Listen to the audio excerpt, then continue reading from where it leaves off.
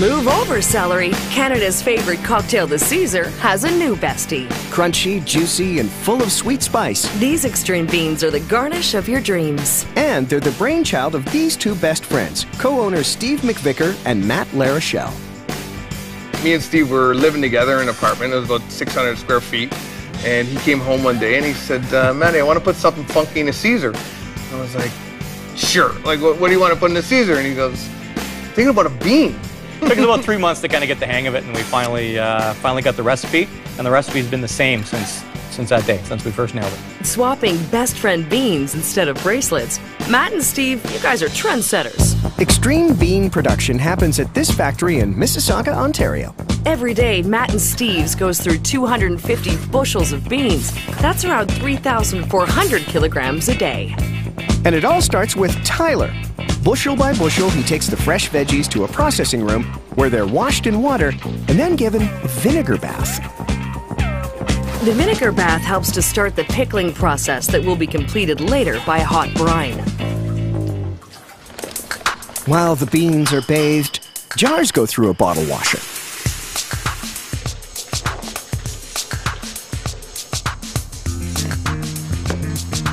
Once clean, they follow a conveyor where a secret blend of spices is pumped into each jar.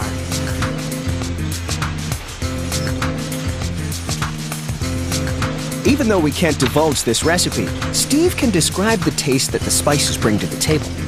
It's kind of like a sweet heat, we like to call it. So once you kind of get it on your palate, you take a few bites, it kind of tingles a little bit, but it never gets really hot. It just kind of dances on your tongue. Now that's something I could get down to.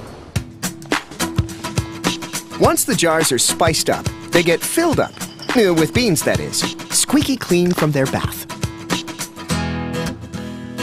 Here, a team of experts looks for quality and length. This bean's extreme, this bean's extreme, this bean not extreme. These beans would make Jack jealous. And what are the qualities of a true extreme bean? It's a nice, fresh, clean bean. It's got a great snap, it's nice and long. You crack it open, it's full of juice. Tastes delicious. So how do you know if there's a bad bean in the bunch? Be a little tiny baby bean. Oh, weak and flimsy. There's no flavor to it. We don't need that. I guess that makes it a has-been. You just couldn't resist, could you? No. The beans are hand-packed into jars, placed into trays, and then head off for a haircut. Tasneem puts on her best Henry VIII face and starts beheading the beans. These beans are definitely fit for a king. Now level with the jar, the beans are loaded onto a conveyor where their union with brine will happen. Ramon is the extreme dude that gets the brine ready. A mixture of water and vinegar is mixed and heated. And the finished mix is pumped to a filler. 3 jars at a time, the beans are given a hot brine bath. The brine both preserves and pickles the beans. Once the jars are filled to the brim and then some, they move into a capping machine. The heat from the brine will help seal the jars.